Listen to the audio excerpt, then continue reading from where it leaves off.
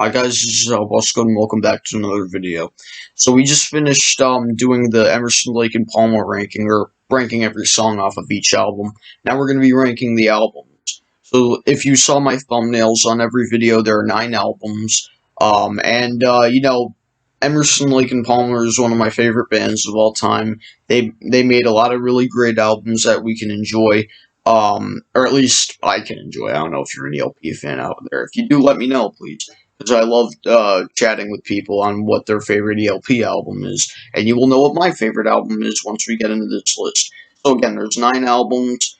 They were just incredible in the '70s, and then they took a hiatus in the in the early '70s. They started with an incredible career, and then in the I guess in the mid '70s they took a hiatus, and then they got back together, and then they broke up in the '70s, and then they came back with 2 '90s albums, and then that was really all that was that. And then unfortunately we lost Keith Emerson and Greg Lake both in 2016, which was an awful year for celebrity deaths if you remember. But so yeah, there are 9 albums on here, and let's get into this. So coming in at the bottom at number 9, I'm not a big fan of this album at all. At number 9, we have "In the Hot Seat," released on September 27th, 1994. So this is the last album that they made, and I do not like this album at all. I don't think there's many good tracks. "Hand of Truth" is probably the only one I come back to, and I mean you have a couple other songs. "Daddy's" an emotional song. "Thin Line" is pretty cool. "Change" is interesting. "Street War" is interesting. But on the whole, this is just, for me anyway, boring. I just don't really have a positive taste for this, other than "Hand of Truth." "Hand of Truth" is actually one of my favorite songs by them. I dig "Hand of Truth." But yeah, other than that, I am not really a big fan of this album. Number 9, we have "In the Hot Seat." Coming in at number 8, you should have seen this one coming if you're an ELP fan. We have at number 8, we have "Love Beach," released on November 18th, 1978. You know, this is probably the most hated album for most ELP fans. I mean,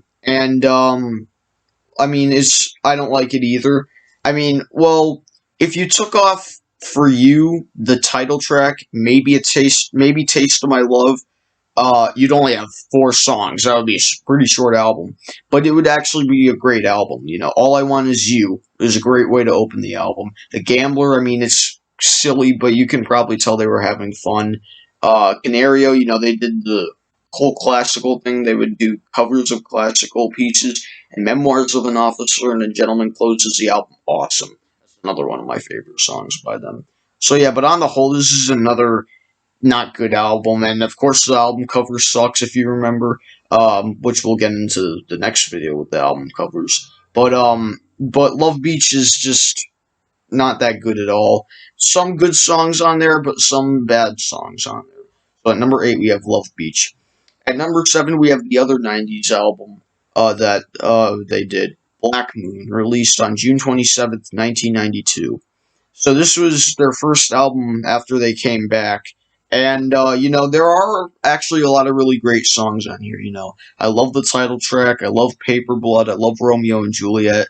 Um, and honestly, everything else is just, okay or halfway decent, but yeah, other than that, like "Black Moon," "Paper Blood," and "Romeo and Juliet" are really good. "Farewell to Arms" is also pretty good. "Better Days" is underrated. I like that.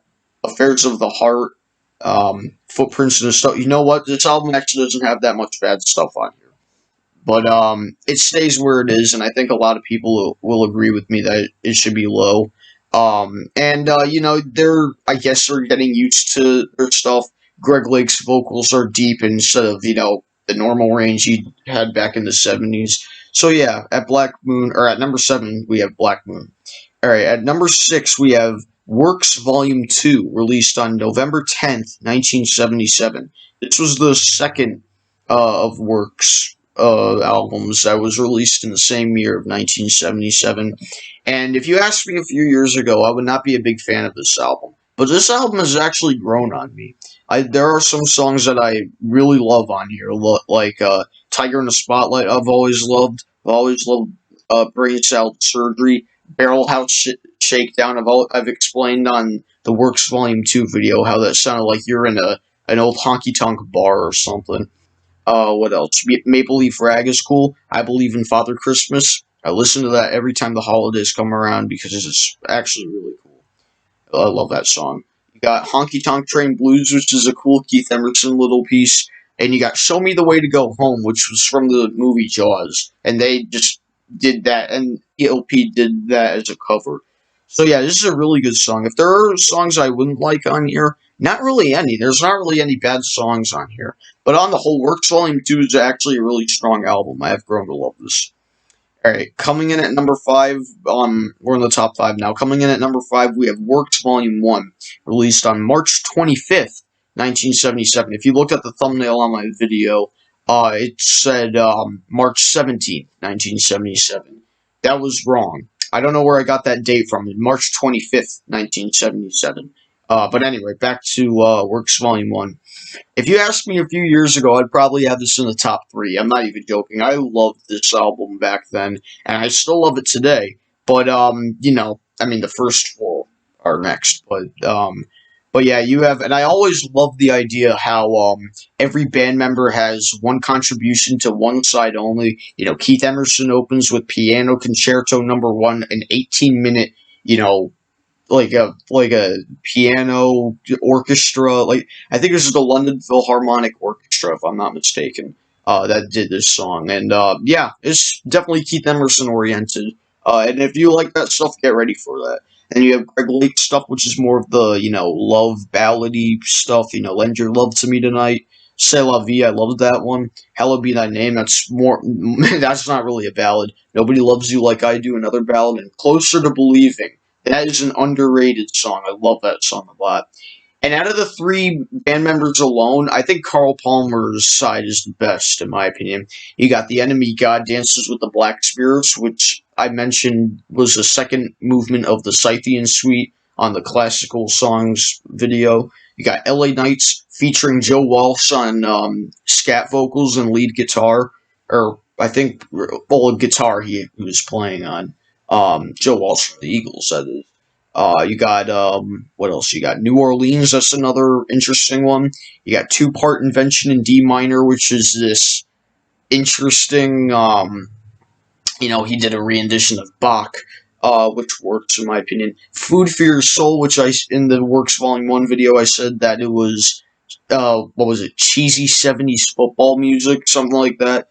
And then you got Tank, which was a remake of the original Tank on their debut album, which I think was good, but is better on the debut, in my opinion. And then the final 2 tracks, where every band member has a contribution.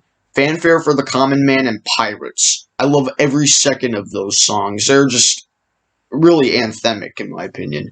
So yeah, I love Works Volume 1. It's a really cool album, and I love the idea of how every band member has a contribution on one side and how it's a double album. Really cool. Whoops, I closed out my list. So yeah, coming in at number 5, we have Works Volume 1. Alright, so now the top 4 are the absolute cream of the crop, and you know what I'm talking about. The very first 4 albums. But coming in at number 4, we're going to go with their self-titled debut, Emerson, Lake and Palmer, released on November 20th, 1970. This was just I was about to say disaster. No, it's nothing like that at all. It is a masterpiece from start to finish. Opening with The Barbarian, what an incredible opener that is.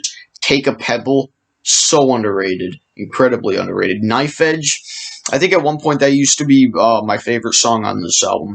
You got The Three Fates, this Keith Emerson, masterpiece. The third movement, what was that, Atropos? I think that's what it was called. Clotho was the first movement. Lachesis, I think that was the second movement. And Atropos, or Atropos, I don't know how to pronounce that. But the third movement of the song is just incredible. I love everything about it. You got Tank, which was, on Works Volume 1, but faster, I think, and more jazzier, I guess. This on here, it's more better, in my opinion. And you got the incredible closer, probably right now, at least right now, my favorite ELP song of all time, "Lucky Man." Can't get enough of that song. I love that song a lot. Great song. And probably their most popular song, other than from the beginning, Carnival 9, stuff like that. But at number 4, we have their self-titled debut. Number 3, this is when it got really difficult. Trilogy, released on July 6th, 1972. Um, Another masterpiece. This is a favorite of mine. Every prog rock fan should own it. It is just an incredible album from start to finish. You go Endless Enigma Part One, another masterpiece. I love, and I explained on the trilogy video where I couldn't hear anything but like a bass drum, and and then I heard and I heard that, and then I was I was listening in the stereo, and then that went off, and I was alarmed. That was actually my first alarm moment or something like that. Well, not my first alarm moment, but you know what I mean. And then that goes into the beautiful Keith Emerson oriented song Fugue. And then after that, it gets right back into Endless Enigma Part 2. And then you get From the Beginning, which is another popular song by them. The Sheriff, which is a great drum intro by Carl Palmer. Hoedown, which they did that Aaron Copland rendition. I still forgot the name of that. I should have looked it up. Darn it, I keep forgetting about that. Anyway, that's off topic. Well, not really, but you know what I mean. And then we get the beautiful title track, and just the strings in the beginning are just incredible. I love everything about it. Then you got Living Sin, another underrated piece, and then it closes with the mighty Abaddon's Bolero, or Abaddon's Bolero, however you pronounce it. But on the whole, trilogy is just a masterpiece and one of my favorite albums of all time. Now, coming in at number 2 would probably be everyone's number 1. At number 2, we have Brain Salad Surgery, released on November 19th, 1973. Another classic. And if you're a prog rock fan, you gotta own it. You can't go wrong with this. I mean, and it doesn't get much better than this. I mean, Jerusalem, a really great opener. Toccata, one of their best instrumentals of all time. I love every second of Toccata. I love how Keith Emerson is just a master behind the keyboards, especially in this song. And then you got the beautiful "Still You Turn Me On," and then you get the silly Benny the Bouncer, and then right after all that excitement with Benny the Bouncer, you get the epic Carnival 9 suite. First Impression Part 1 is incredible. It's just a great kickoff. I love Keith Emerson's work on there. And then you got probably their most popular song other than Lucky Man, Carnival 9 First Impression Part 2. You know anything about the song, Welcome Back, My Friends, to the show that never ends. We're so glad you could attend. Come inside, come inside.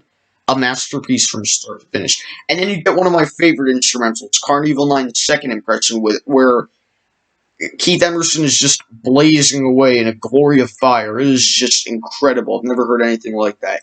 And then you get the phenomenal closer, Carnival 9 Third Impression, which is a crazy concept of when the robots take over the world. Is really cool, and I've never heard anything like it. Carnival 9 is ordinary. Brain Salad Surgery is extraordinary. If you listen to not only just Carnival 9 alone, but the first 4 tracks on here are incredible. Even Benny the Bouncer, which is silly, but I love it a lot.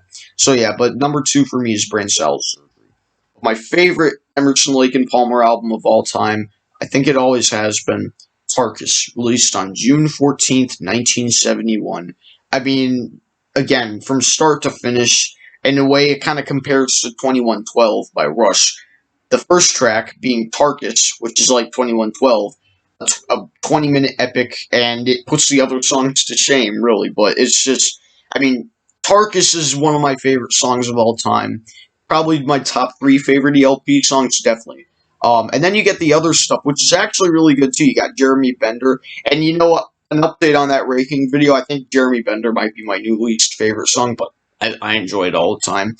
You got you got another track, Bitches Crystal, so awesome. I love it a lot. You got The Only Way Him, which I get confused that with another instrumental on the Tarkus video, and it wasn't.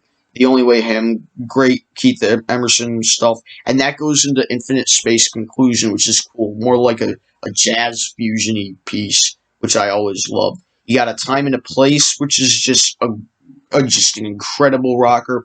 And to close the album, you got Are You Ready, Eddie, which is a favorite of mine. I love how they go out with that song. It's just a favorite of mine, and that's why Tarkus is my favorite ELP album of all time. Definitely in my top 30 favorite albums of all time. But anyway, here's my list. Hopefully you guys can see that. Got the release dates there too and everything. I always do that whenever I make rankings. But there you have it. That was Emerson, Lake and Palmer albums ranked. Hopefully I'll do the album covers tomorrow. And I hope you all have a great day. I'm going to be posting the final Emerson, Lake and Palmer video. We did this series fast. We did it a video daily because I don't want to bug anyone. I don't want to bug anyone on YouTube. If anyone rang my bell for notifications, I don't want to, bug them like. I remember back in the day when I used to do, Queen videos, the Police, Pink Floyd. I would post like 4 videos a day because I used to record on my phone and it wouldn't work all of a sudden. So I was like, oh, then I'll have to go back to computer, and then that didn't work, and now I have a new computer here. So anyway, hope you guys enjoyed the video. Please leave a like, comment if you want, view my videos, and of course subscribe and ring the bell for more notifications. And let me know what your list is in the comments below. I'm very curious to see what your favorite and least favorite Emerson, Lake and Palmer album is. Is your favorite Trilogy? Is your least favorite Works Volume 2? Or is your least favorite Black Moon? Is your favorite, Emerson, Lake and Palmer, their self-titled debut? Please let me know. I'm really curious. I hope you all have a great day. So please leave a like, comment if you want, view my videos, and of course subscribe. Thanks, and ring the bell. Thanks for watching this video, guys. This has been Halbuska, signing off. Stay safe.